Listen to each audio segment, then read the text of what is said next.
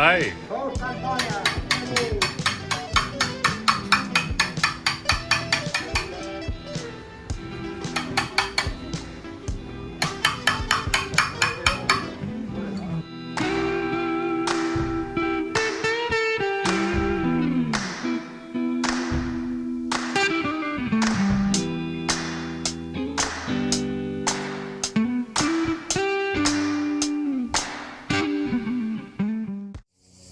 Bienvenue en Albanie, à Tirana, au milieu de la forêt. Et on part à la découverte d'un bunker. Donc c'est un musée c'est un ancien bunker qui a été reconditionné en musée. Et c'est un univers incroyable. Le bunker a été complètement mis en scène dans l'état. Voilà, on est vraiment plongé dans un univers.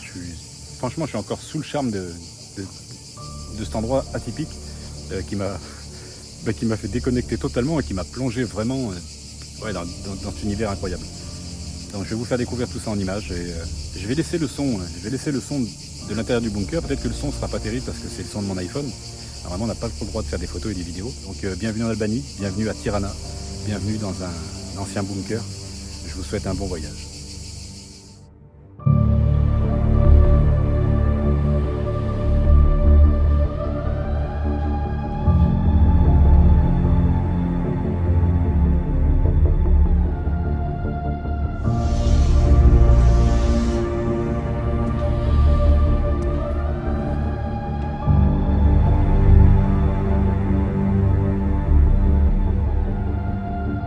Situé au nord-ouest de Tirana, dans une zone militaire creusée à 100 mètres sous la montagne, ce refuge de luxe couvre 2685 mètres carrés et est composé de 106 pièces réparties sur 5 niveaux.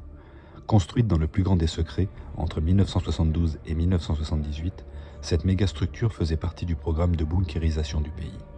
Ce bunker géant servant à protéger la nomenclatura, l'élite du régime, en cas d'attaque nucléaire, n'est autre que l'un des 750 000 bunkers édifiés dans le pays, dont 175 000 entre 1967 et 1985.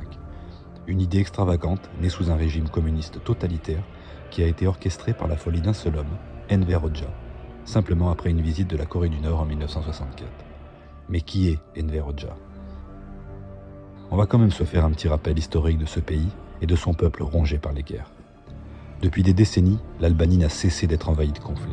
L'Empire ottoman, qui à l'époque s'étendait sur une large partie des Balkans, dont l'Albanie, voit sa chute entre 1912 et 1913 après une alliance entre la Serbie, le Monténégro, la Grèce et la Bulgarie.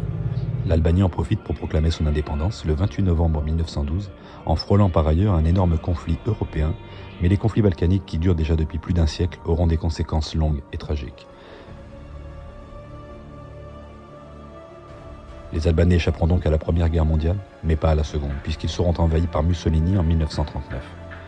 Et à la suite de la Seconde Guerre mondiale, l'Albanie va devenir une sorte de prison à ciel ouvert, parce qu'un seul partisan communiste prend le pouvoir, Enver Hoxha, et il n'a qu'un seul modèle, Staline, dont il calque les méthodes. Jusqu'à sa mort, Enver Hoxha dirige l'Albanie d'une main de fer et impose à l'histoire sa version des faits. Une Albanie totalitaire et le cauchemar d'un peuple face à la logique kafkaïenne d'un des régimes les plus atroces que le bloc de l'Est n'ait jamais connu.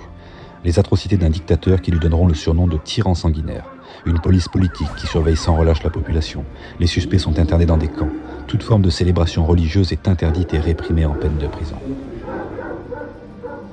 Le combat de Hoxha contre la religion est une vraie obsession. Jamais dans les autres pays du bloc de l'Est on n'avait vu une telle volonté d'en finir avec les croyances religieuses. Cela constitue une des pages les plus lugubres de son règne. L'exécution d'un prêtre catholique pour avoir baptisé en cachette un enfant, ou encore le refus de visa d'entrée en Albanie de Mère Teresa pour voir sa mère mourante, témoignent de la paranoïa qui caractérise les dernières années de son pouvoir. Quand l'URSS choisit ensuite la voie de la déstalinisation, Hoxha rompt avec Moscou et l'Albanie sera le seul État européen soutenu par la Chine. Et à la mort de Mao, la Chine rompt à son tour avec Enver Hoxha, qui prône l'autarcie. S'ensuit son idée farfelue de bunkériser tout le pays pour se protéger des grandes puissances mondiales contre les attaques chimiques et nucléaires.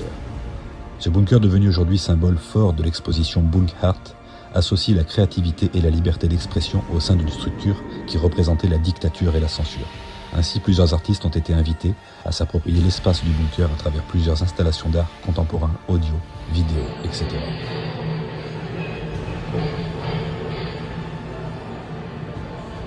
Mais on peut y voir encore la contemporanéité du mobilier pour l'époque.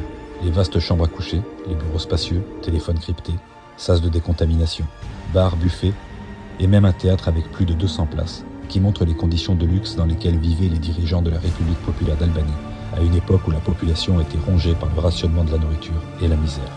En réalité, le bunker n'a jamais été utilisé, même pas pour des entraînements. Le Premier ministre, Mehmet Chehou, ainsi que le dictateur Enver Hoxha ne l'ont jamais vu terminer, car ils sont tous deux morts avant la fin de la construction. Mais une chose est certaine, c'est qu'à la chute du régime communiste en 1991, l'Albanie est dans un état de délabrement total. Je vous assure qu'après un parcours de 3 heures au sein de cette structure, le tout rythmé par une alarme lancinante et un café à la cantine de l'époque communiste, on ressort des entrailles de la Terre 38 ans plus tard et totalement désorienté. On est vraiment dans l'endroit, quoi. C'est extraordinaire. Extraordinaire. Regardez-moi ça.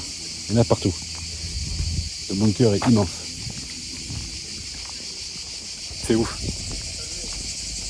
Le lieu est superbe. C'est fou. C'est fou.